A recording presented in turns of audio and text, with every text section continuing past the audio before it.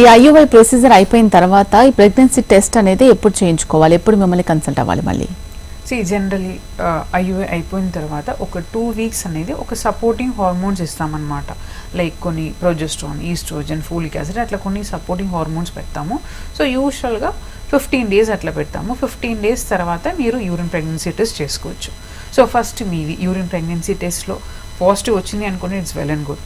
If it is turn to be negative అనుకోండి, like give a gap, ఒక 1 week at least gap ఇచ్చేసి మళ్ళీ repeat urine pregnancy test చేసుకోండి. కొందరికి కొంచెం లేట్ యూపీటీ పాజిటివ్ కూడా రావడానికి ఛాన్సెస్ ఉంటుంది అన్నమాట. ఓకే, ఈ ఐయుఐ ప్రొసీజర్ త్రూ కవల పిల్లలు పుట్టే అవకాశం ఉంటుందా? Yes, chances are there. Generally ఒక నార్మల్ ఫీమేల్కి మంత్లీ ఒక ఎగ్ అనేది సైజ్ పెరిగి రిలీజ్ అవుతుంది అనమాట.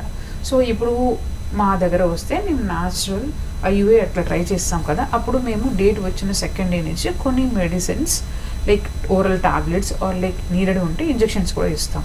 సో ఇప్పుడు మనం టాబ్లెట్స్ ఇంజెక్షన్ ఇస్తున్నాం కాబట్టి వాళ్ళకి నెంబర్ ఆఫ్ ఎగ్స్ అనేది ఇన్స్టెడ్ ఆఫ్ 1, 2 గ్రో అవ్వడానికి ఛాన్సెస్ ఉన్నాయి, ఆర్ లైక్ అట్ టైమ్స్ 3 కూడా గ్రో అవ్వడానికి ఛాన్సెస్ ఉన్నాయి.